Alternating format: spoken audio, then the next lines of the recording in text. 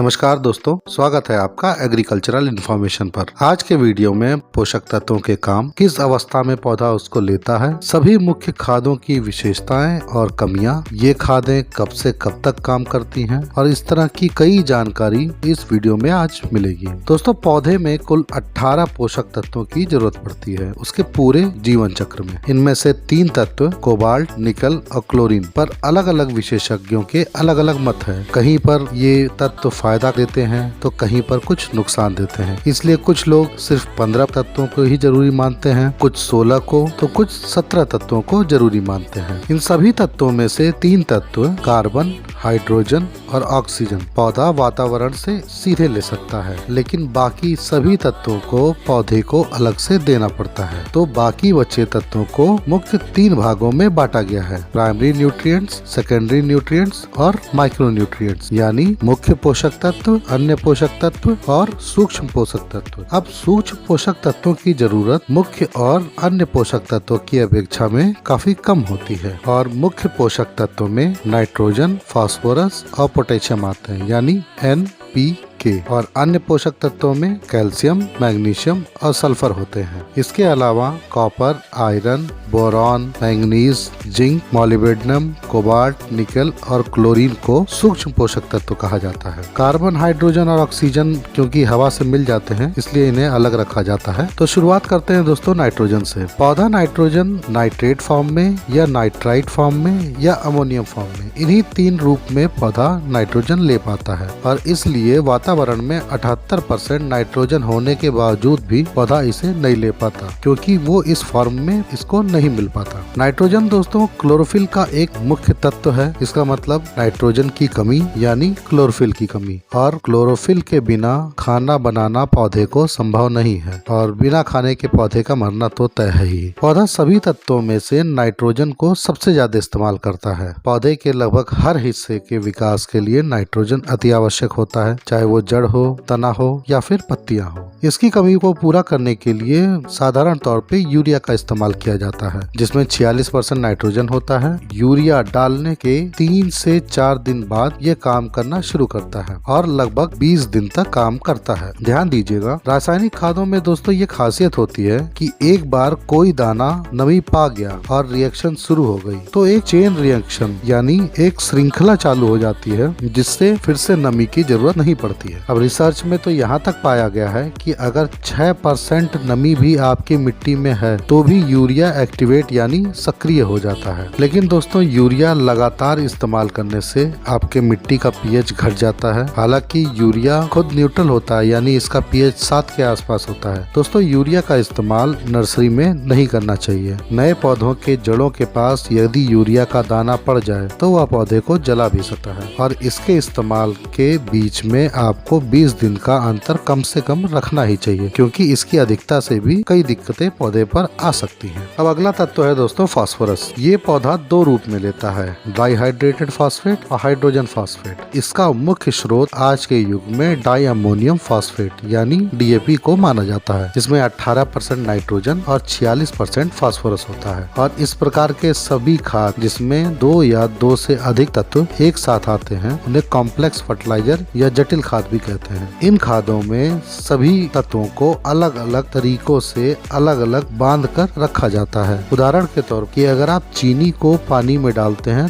तो चीनी पानी में घुल जाएगी, यानी एक रिएक्शन हो जाएगा। लेकिन अगर वही चीनी आप पॉलिथीन में पैक करके फिर पानी में डालेंगे तो चीनी उसी तरह बनी रहेगी और पानी के अंदर भी रहेगी। तो आप ऐसे समझ सकते हैं कि 2 अलग अलग तत्वों को अलग अलग रासायनिक प्रक्रियाओं से बांध कर फिर एक साथ मिलाया जाता है ताकि वे आपस में रिएक्शन ना करें। इस तरह की खादों को कॉम्प्लेक्स खाद यानी जटिल खाद कहा जाता है। इनके उदाहरण DAP, NPK 12-32-16, 19-19-19, 12-61-0 या 10-26-26। अब DAP में जो 18% नाइट्रोजन होता है उसमें 15.5% अमोनियम नाइट्रेट होता है और 46% फास्फोरस में से 39.5 यानी 39.5% पानी में घुलता है और बाकी मिट्टी में ही जाकर घुलता है। इसलिए DAP धीरे धीरे पौधों में 7 दिन में लगना शुरू होता है और इसका असर 4 से 5 महीने तक चलता है। यहाँ तक कि पीएसबी यानी फॉस्फेट सोलुलाइजिंग बैक्टीरिया, इनकी मदद से आप पहले के डीएपी जो आपने पहले खेत में डाली है, उस डीएपी का भी इस्तेमाल आप अपनी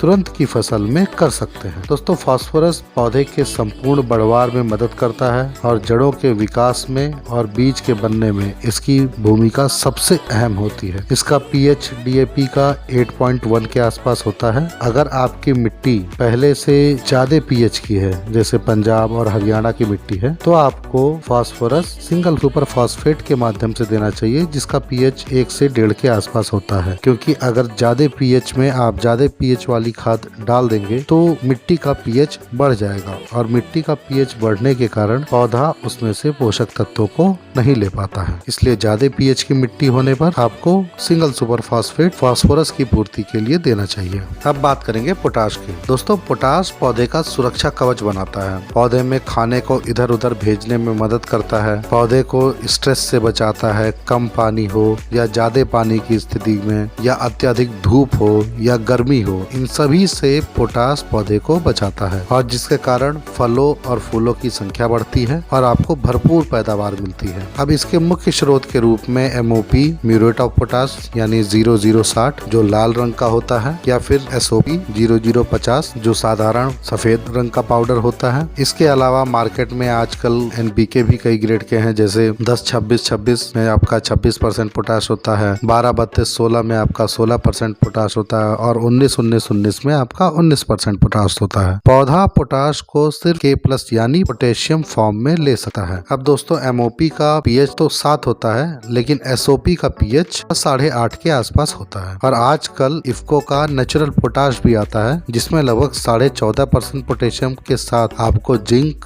लोहा, तांबा, मैग्नीज की भी कुछ मात्रा आपको इसमें मिल जाती है, जो पौधे की रोग प्रतिरोधक क्षमता को और अच्छा विकसित करने में मदद करता है। और सबसे अच्छी बात है कि इसका पीएच भी आपका न्यूट्रल होता है, लेकिन नाइट्रोजन की तरह पोटाश मिट्टी में फैल नहीं सकता, जिसके कारण अगर आपने पोटाश ऊपर से दिया है और पानी कम है तो वह पौधे की जड़ तक नहीं पहुंच पाता है। इसलिए पोटाश को हमेशा कोशिश ये करनी चाहिए कि मिट्टी में ही दें, ताकि पौधे की जड़ें पोटाश को आराम से पा सके। अब दोस्तों, पोटाश का जो क्लोराइड फॉर्म होता है यानी म्यूरेट ऑफ पोटाश, इसको समुद्र के किनारे जो इलाके होते हैं वहाँ पे इसका इस्तेमाल ज्यादा नहीं करना चाहिए, क्योंकि ये रिसर्च में पाया गया है कि समुद्र के किनारे क्लोरीन की मात्रा ऐसे ही ज्यादा होती है और अगर आप एमओपी यूज करते हैं तो क्लोरीन की अधिकता के कारण आपकी कुछ फसलें जैसे आलू हुआ, तंबाकू है या सिट्रस फ्रूट यानी संतरा, मौसमी, किन्नू, नींबू जैसी बागवानी फसलें जो होती हैं, इन पे क्लोरीन बुरा असर डालती है। इसलिए अगर आप तटीय क्षेत्र के पास रहते हैं तो आप एसओपी यानी सल्फेट ऑफ पोटाश या फिर एनपीके का इस्तेमाल कर सकते हैं। अब दोस्तों, एमओपी और एसओपी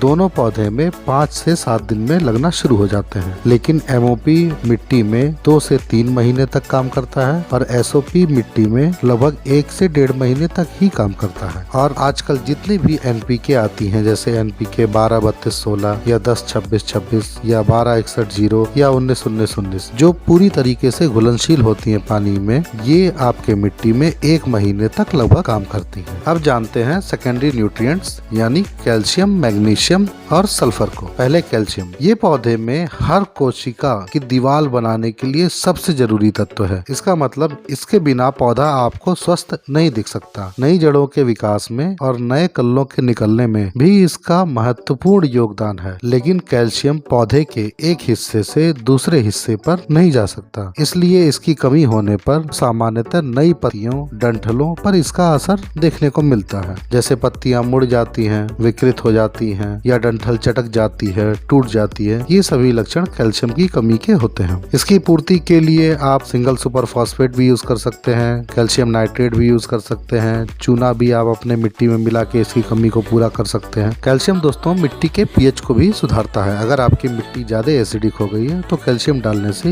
ये उसके असर को न्यूट्रल करता है। इसी तरह मैग्नीशियम पौधे को खाना पहुंचाने में मदद करता है और क्लोरोफिल में भी मैग्नीशियम एक मुख्य तत्व होता है। इसका मतलब इसकी कमी से क्लोरोफिल की कमी होने का डर रहता है और क्लोरोफिल की कमी मतलब पीलापन, खाना ना बना पाना, जिसके कारण पौधे में कई दिक्कतें आना तय होती है। इसकी कमी से पत्तियों की नसें हरी और बाकी पत्ती पीली हो जाती है और फिर सूख जाती है। बीजों के बनते समय भी मैग्नीशियम की काफी अच्छी जरूरत होती है। इसकी जरूरत सामान्यतः मैग्नीशियम सल्फेट डालकर पूरी की जाती है। अब दोस्तों बारी है सल्फर की, और सल्फर को कई लोग तो चौथा मुख्य तत्व भी मानते हैं एनपीके के बाद, क्योंकि इसकी जरूरत एमिनो एसिड्स, प्रोटीन और तेल बनाने में बहुत ज्यादा होती है। यहाँ तक कि कुछ एंजाइम और विटामिन को भी पौधे को बनाने के लिए इसकी जरूरत पड़ती है। और एक तरीके से कहा जाए तो क्लोरोफिल को भी बनाने के लिए सल्फर की जरूरत पड़ती है। हालांकि सीधे तौर पे नहीं पड़ती है, लेकिन इनडायरेक्ट तरीके से सल्फर की जरूरत भी पड़ती है। और हम इंसानों में और जानवरों में भी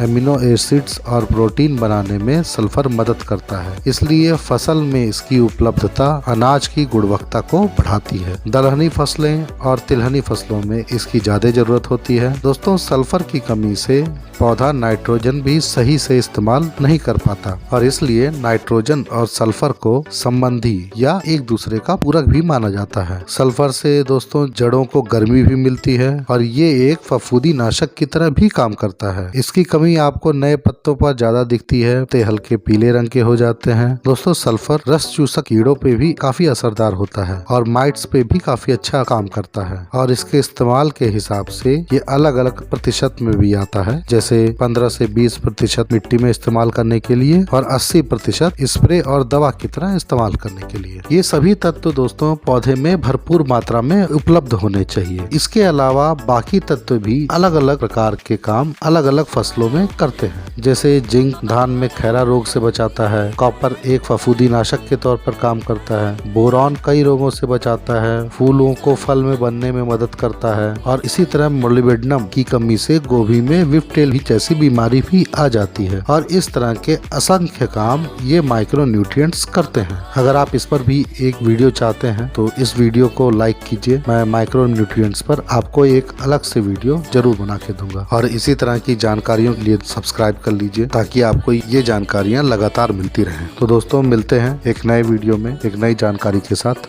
धन्यवाद।